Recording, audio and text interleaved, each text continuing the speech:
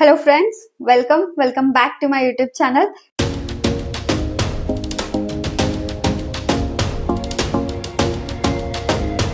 ಇವತ್ತಿನ ಒಂದು ವಿಡಿಯೋ ಒಳಗ ನಾವು ಇಂಡಿಯನ್ ಪಾಲಿಟಿ ಅಂಡ್ ಕಾನ್ಸ್ಟಿಟ್ಯೂಷನ್ ಈ ಒಂದು ಪೋರ್ಷನ್ ನ ಯಾವ ತರ ಸ್ಟಡಿ ಮಾಡಬೇಕು, ಯಾವ ತರ ಸ್ಟ್ರಾಟಜಿ ಇರಬೇಕು, ಏನೇನೆಲ್ಲ ಓದಬೇಕು, ಪ್ರಿಲಿಮ್ಸ್ ಗೆ ಮೇನ್ಸ್ ಗೆ ಯಾವ ಪುಸ್ತಕಗಳನ್ನ ಸ್ಕಿಪ್ ಮಾಡಬೇಕು ಅನ್ನೋ ಎಲ್ಲಾ ಪಾಯಿಂಟ್ಸ್ ಮೇಲೆ ಇದು ಒಂದ ವಿಡಿಯೋ ಒಳಗ ಡಿಸ್ಕಷನ್ ನ ಮಾಡೋನು.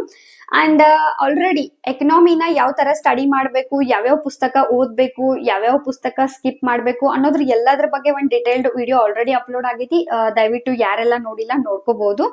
ಸೊ ಇವತ್ತಿನ ಈ ಒಂದು ಪರ್ಟಿಕ್ಯುಲರ್ ವಿಡಿಯೋ ಒಳಗ ನಾವು ಪಾಲಿಟಿ ಬಗ್ಗೆ ಮಾತಾಡಕತ್ತೀವಿ. ಅಂಡ್ ಜೊತೆಗೆ ಇನ್ನವರೆಗೂ ಯಾರು ನನ್ನ ಚಾನಲ್ಗೆ ಸಬ್ಸ್ಕ್ರೈಬ್ ಆಗಿಲ್ಲ, ಫಸ್ಟ್ ಟೈಮ್ ವಿಡಿಯೋ ನೋಡತ್ತೀರಿ, ದಯವಿಟ್ಟು ಚಾನಲ್ಗೆ ಸಬ್ಸ್ಕ್ರೈಬ್ ಆಗ್ರಿ ಮತ್ತ ಸಪೋರ್ಟ್ ಮಾಡ್ರಿ. ಸೊ ಪಾಲಿಟಿ ಬಗ್ಗೆ ನಿಮ್ಗೆಲ್ಲಾ ಗೊತ್ತದ. ಪ್ರತಿ ಒಂದ್ ಕಾಂಪಿಟೇಟಿವ್ ಎಕ್ಸಾಮಿನೇಷನ್ ಒಳಗು ಜಾಸ್ತಿ ಕ್ವಶನ್ಸ್ ಗಳು ಬರತಾವು, ರಿಪೀಟೆಡ್ ಕ್ವಶನ್ಸ್ ಗಳು, ಬಹಳ ಕ್ವಶನ್ಸ್ ಬರ್ಲಿಕ್ಕತ್ತಾವ. ಒಂದಷ್ಟು ಕ್ವಶನ್ಸ್ ಟ್ರಿಕ್ಕಿ ಬರಾಕತ್ತಾವು, ಒಂದಷ್ಟು ಮಾಡ್ರೇಟ್ ಬರತಾವು. ಬಟ್ ವೇಟೇಜ್ ಅಂತೂ ಹೆಚ್ಚೈತಿ ಪಾಲಿಟಿದ.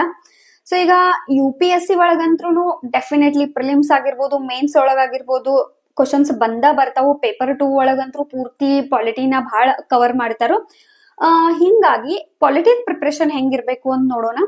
ಫಸ್ಟ್ NCERTs ಓದ್ಬೇಕೇನ, ಯಾಕೆ ಕ್ವಶನ್ ಅರೈಸ್ ಆಕೈತೆ ಅಂದ್ರೆ ಎಲ್ಲಾ ಒಂದ್ ಸಬ್ಜೆಕ್ಟ್ ಸಲುವಾಗನು 6 to 12 NCERTs ಓದ್ರಿ ಅಂತ ಹೇಳ್ತಿರ್ತಾರೆ. ಹಿಂಗಾಗಿ ಪಾಲಿಟಿ ನಾನು 6th ಇಂದ 12th ಓದ್ಬೇಕೇನ? ನೋ. ಪಾಲಿಟಿ ಸಲುವಾಗಿ ನೀವು ಆರಾಮಾಗಿ ಕಣ್ಣು ಮುಚ್ಕೊಂಡ್ ಕಸ NCERTs ನ ಸ್ಕಿಪ್ ಮಾಡ್ಕೋಬಹುದು. ಯಾಕಂದ್ರೆ 6th, 7th, 8th ಒಳಗೆಲ್ಲ ಏನೇನ್ ಇರ್ತೈತಿಲ್ಲ ಅದೆಲ್ಲ ಎಂ ಲಕ್ಷ್ಮೀಕಾಂತ್ ಪುಸ್ತಕ ಒಳಗ ಕವರ್ ಆಗೈತಿ. ಸೊ ಹಿಂಗಾಗಿ NCERTs ನ ಓದೋ ಅವಶ್ಯಕತೆ ಇಲ್ಲ. ಬಟ್ 11th ಸ್ಟ್ಯಾಂಡರ್ಡ್ ಒಂದು NCERT ಏನೈತ್ಲ ಅದನ್ನೊಂದ್ ಚಂದ ನಮ್ಗೆ ಓದ್ಕೊಳ್ರಿ. ಗವರ್ನೆನ್ಸ್ ಏನ್ ಪೋರ್ಷನ್ ಐತ್ಲಾ ಅದ್ ಕವರ್ ಆಗ್ತದ. ಪ್ರಿಲಿಮ್ಸ್ ಗಿಂತ ಜಾಸ್ತಿ ನಿಮ್ಗ ಮೇನ್ಸ್ ಒಳಗ ಪುಸ್ತಕ ಬಾಳ ಹೆಲ್ಪ್ ಆಕೈತಿ. ಹಿಂಗಾಗಿ ಚಂದ ನಮ್ಗೆ ಥರೋ ಆಗಿ ಆ ಒಂದ ಪುಸ್ತಕನ ಓದ್ಕೊಂಡ್ರೆ ಇನಫ್ ಅದ. ಸೊ NCERTs ನ ಒಳಗ ನೀವು 11th ಸ್ಟ್ಯಾಂಡರ್ಡ್ ಒಂದು ಪುಸ್ತಕ ಓದಿದ್ರೆ ಇನಫ್ ಐತಿ. ಕ್ಲಿಯರ್ ಆಯ್ತು ಅನ್ಕೋತೇನೆ. ಇನ್ನ ರೆಫರೆನ್ಸ್ ಬುಕ್ ಒಳಗ ಎಂ ಲಕ್ಷ್ಮೀಕಾಂತ ಮತ್ತೆ DD ಬಾಸು 2 ಪುಸ್ತಕಗಳದಾವು. ಎಂ ಲಕ್ಷ್ಮೀಕಾಂತ್ ಅಂದ್ರು ಬೈಬಲ್ ಅಣ್ಣ ಅಂತ ಹೇಳ್ತಾರ ಪಾಲಿಟಿ ಸಲುವಾಗಿ. ಸೊ ಹಿಂಗಾಗಿ ನೀವು ಎಂ ಲಕ್ಷ್ಮೀಕಾಂತ್ ಒಂದು ರೀಸೆಂಟ್ ನ್ಯೂ ಎಡಿಷನ್ ಏನ್ ಪುಸ್ತಕ ಇರ್ತೈತಲ್ಲ ಆ ಒಂದು ಪುಸ್ತಕನ ಪರ್ಚೇಸ್ ಮಾಡ್ಕೊಳ್ರಿ. ಇನ್ನ ಪುಸ್ತಕ ಇಷ್ಟು ಬಲ್ಕಿ ಐತ್ಲಾ ಆಕ್ಚುಲಿ ಹೇಳೋದಂತಂದ್ರ ನೋಡಿದ ತಕ್ಷಣ ಒಂದಷ್ಟು ಜನಕ್ಕ ಒಂದ್ ಸ್ವಲ್ಪ ಟಫ್ ಅನಿಸ್ತದ. ಅಂದ್ರೆ ಲೈಕ್ ಏನಪ್ಪಾ ಇಷ್ಟು ದೊಡ್ಡದೈತಿ ಅಂತ. ಬಟ್ ಆ ಪುಸ್ತಕ ನೀವು ಅನ್ಕೊಂಡಷ್ಟು ಟಫ್ ಇಲ್ಲ, ಈಸಿ ಐತಿ. ಅಂಡ್ ಪಾಲಿಟಿ ಒಂದ್ ಸಬ್ಜೆಕ್ಟ್ ಹಿಂಗ ಐತ್ಲಾ, ಇದು ಒಂದ ಸಬ್ಜೆಕ್ಟ್ ಈ ತರ ಐತಂದ್ರ ಯಾವುದೇ ಬ್ಯಾಕ್ ಗ್ರೌಂಡ್ ಇರುವಂತ ವಿದ್ಯಾರ್ಥಿಗಳು ಅದನ್ನ ಓದಿರೋನು ಅವ್ರಿಗೆ ಅರ್ಥ ಆಗ್ತದ ಅಂಡ್ ಬೋರ್ ಆಗಂಗಿಲ್ಲ. ಆ ತರ ಪಾಲಿಟಿ ಒಂದ್ ಸಬ್ಜೆಕ್ಟ್ ಐತಿ. ಸೊ ಹಿಂಗಾಗಿ ಎಂ ಲಕ್ಷ್ಮೀಕಾಂತ್ ಪುಸ್ತಕ ಒಳಗ ಎಲ್ಲಾ ಕ್ಲಿಯರ್ ಆಗಿ ಎಲ್ಲಾ ಪಾಯಿಂಟ್ಸ್ ಆಲ್ಮೋಸ್ಟ್ ಕವರ್ ಮಾಡ್ಯಾರು. ಇನ್ನ ಎಂ ಲಕ್ಷ್ಮೀಕಾಂತ್ ಇಂದ ನೋಟ್ಸ್ ನ ಮಾಡ್ಕೋಬೇಕಿನ? ಎಸ್, ಅಫ್ಕೋರ್ಸ್ ಎಲ್ಲಾ ಸಬ್ಜೆಕ್ಟ್ ಇಂದ ನೀವು ನೋಟ್ಸ್ ಮಾಡ್ಕೊಳ್ರಿ ಅಂತ ಸಜೆಷನ್ ನಿಮಗ್ ಸಿಕ್ಕಿರ್ತದ. ಯಾಕಂದ್ರ ಲಾಸ್ಟ್ ಮೂಮೆಂಟ್ ಒಳಗ ಕಡಿಮೆ ಟೈಮ್ ಒಳಗ ರಿವಿಷನ್ ಮಾಡ್ಕೊಳ್ಲಿಕ್ಕೆ ನೋಟ್ಸ್ ಹೆಲ್ಪ್ ಆಗ್ತಾವು. ಅಂಡ್ ಅಪ್ಡೇಟೆಡ್ ನೋಟ್ಸ್ ನೀವು ರೆಡಿ ಮಾಡ್ಕೊಳ್ಳೋದ್ರಿಂದ ನಿಮಗ್ ಹೆಲ್ಪ್ ಆಗ್ತೈತಿ ಅಂತ ನೋಟ್ಸ್ ಅವಶ್ಯಕತೆ ಇರ್ತದ. ಬಟ್ ಈ ಒಂದು ಪುಸ್ತಕ ಹಿಂಗೈತ್ಲಾ ಎಂ ಲಕ್ಷ್ಮೀಕಾಂತ್ ಒಂದು ಪುಸ್ತಕ, ಇಲ್ಲಿ ಪ್ರತಿಯೊಂದು ಲೈನ್ ಇಂಪಾರ್ಟೆಂಟ್ ಅದಾವ್. ಪ್ರತಿಯೊಂದು ಪ್ಯಾರಾಗ್ರಾಫ್ ಒಳಗ 4-5 ಪಾಯಿಂಟ್ ಇಂಪಾರ್ಟೆಂಟ್ ಇರ್ತಾವ್. ಸೊ ಹಿಂಗಾಗಿ ನೀವ್ ಏನಾರ ಎಂ ಲಕ್ಷ್ಮೀಕಾಂತ್ ಪುಸ್ತಕದ ನೋಟ್ಸ್ ರೆಡಿ ಮಾಡಕತ್ರಿ ಅಂದ್ರೆ ಎಂ ಲಕ್ಷ್ಮೀಕಾಂತ್ ಪುಸ್ತಕದ ಇನ್ನೊಂದು ಡೂಪ್ಲಿಕೇಟ್ ಕಾಪಿನ ರೆಡಿ ಮಾಡಿರ್ತೀರಿ. ಹಿಂಗಾಗಿ ಈ ಪುಸ್ತಕದಿಂದ ನೋಟ್ಸ್ ನ ಮಾಡ್ಕೊಳಿಕ್ ಹೋಗ್ಬೇಡ್ರಿ. ಜಸ್ಟ್ ಏನೇನ್ ನಿಮಗ ಇಂಪಾರ್ಟೆಂಟ್ ಅನಿಸ್ತೈತ್ಲಾ ಅದನ್ನ ಅಂಡರ್ಲೈನ್ ಮಾಡ್ಕೊಂತ ಹೋಗ್ರಿ, ಇನಫ್ ಐತಿ.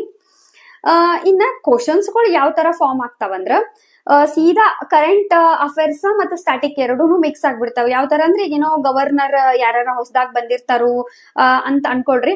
ಅವಾಗ ಸೀದಾ ಗವರ್ನರ್ಗೆ ಯಾರ ಅಪಾಯಿಂಟ್ಮೆಂಟ್ ಕೊಡ್ತಾರು, ರೆಸಿಗ್ನೇಷನ್ ಲೆಟರ್ ಅವ್ರು ಯಾರಿಗ್ ಕೊಡ್ತಾರು, ಅವ್ರಿಗೆ ಓತ್ ಯಾರು ಕೊಡ್ತಾರು, ಈ ತರ ಕ್ವಶನ್ಸ್ ಬರ್ತಾವು.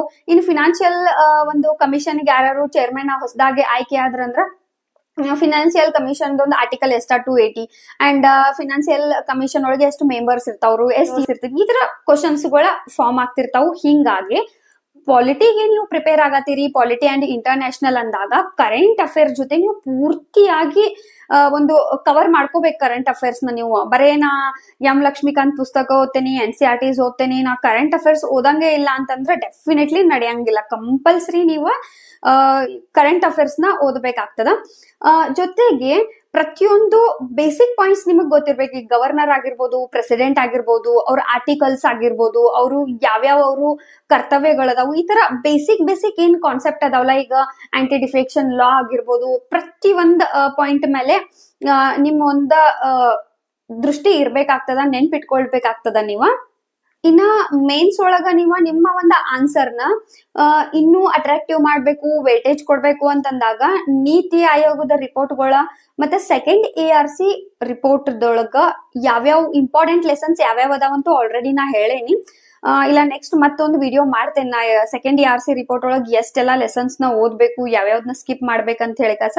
ಸೊ ನೀತಿ ಆಯೋಗದ ರಿಪೋರ್ಟ್ ಆಗಿರ್ಬೋದು ಅಂಡ್ ಸೆಕೆಂಡ್ ARC ರಿಪೋರ್ಟ್ ನ ನೀವು ಚಲೋ ತಮ್ಗೆ ಪ್ರಿಪೇರ್ ಮಾಡ್ಕೋಬೇಕಾಗ್ತದ ಸಲುವಾಗಿ ಪರ್ಟಿಕ್ಯುಲರ್ಲಿ.